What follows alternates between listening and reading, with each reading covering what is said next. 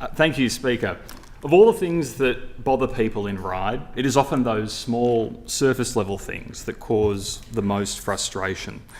We have big responsibilities in this place, managing an economy, supporting jobs, addressing a changing climate and keeping up with the constantly changing way of life. Yet these challenges, while important, often feel abstract in daily life. Their effects are real, but they don't always register in the moment. Roads, however, are different. They are the daily lived experience of our constituents, and that experience is real. Bad roads can't be rationalised as the cost of progress. They're just bad. They stifle productivity, create safety risks, and erode confidence in public services. That's why I've spent so much time advocating for better, safer, and more efficient local roads here in this place. As one of the clearest demonstrations of a government's capacity for delivery, you would expect roads to be front of mind for any leader seeking impact as their legacy. But failing that, there are three other reasons why they should be prioritised. Firstly, a practical one. Anyone who walks, drives or cycles in Ryde knows that road investment is needed. We have experienced exponential growth, borne about through extraordinary overachievement on housing targets.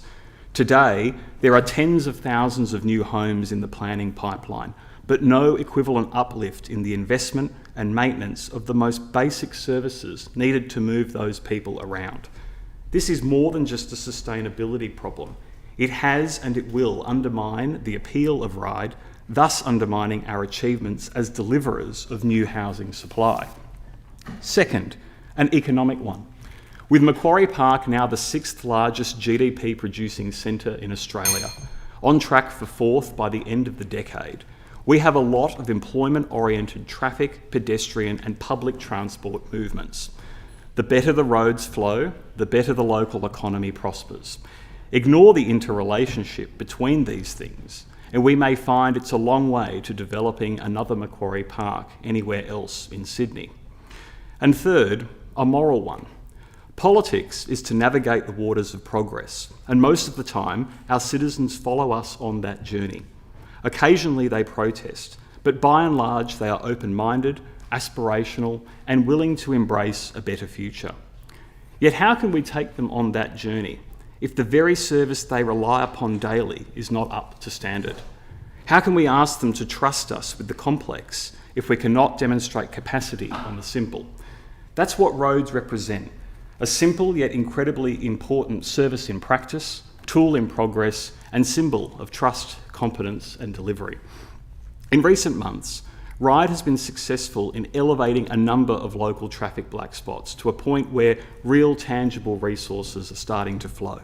In particular, I'm proud of those in my community who have done so much work to promote long overdue upgrades like the Rutledge Street and Shaftesbury Road intersection in Eastwood, the Epping and Culloden Road intersection in Marsfield, the Victoria Road pedestrian crossing in West Ryde, the two pedestrian refuges on Blackson Road at both Ryde and Eastwood, and the notorious black spot in Denniston East near Anzac Avenue. Combined, Ryde has secured almost $4 million to deliver these key road safety upgrades, with much more still to do. We need to install a green right-hand turn for those turning off Hermitage Road onto Victoria Road in West Ryde. We also need fencing or bollards to improve the safety of the Chatham Road and Station Street intersections. There is still a very strong case to be made for traffic lights at Blackson Road and Anzac Avenue, and many people are disappointed with an early decision of the Minns government to abandon plans to widen Victoria Road. Now, I acknowledge that the new Minister for Roads and want to thank her for her early willingness to engage on some of these issues. As a local MP, I'm committed to working in good faith to improve what I believe most people in Ryde would identify as arguably the worst problem in Ryde. Not because they are objectively the worst roads, although some genuinely are, but because the problems are so eminently fixable, and most people know it.